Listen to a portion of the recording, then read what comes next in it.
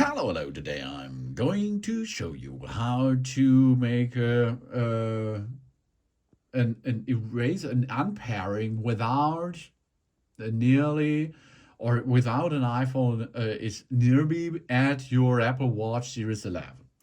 Why we should perform this? Maybe there is trouble with your watch and there is no iPhone which this watch was paired with, then you can perform an factory reset without an Apple Watch and an Apple iPhone at the same area. That's possible. We have to enter into the system to settings.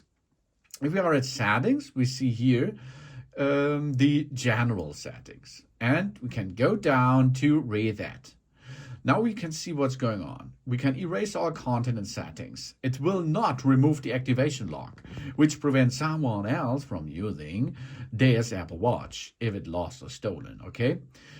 And we can then, of course, make this, because we have to enter the passcode again, we are going to use this for troubleshooting first. All media status and settings will be erased, but erasing will not remove the activation lock. This is important. So we are able to perform this in a case of we have to make a clear new start with that. But you will need your Apple ID for that. So erase them all. And after this erasing, a new setup will be shown, and we can set up this clock, this Apple Watch to an iPhone again, but you will need an Apple ID passcode and the Apple ID email address which this Apple Watch was created before.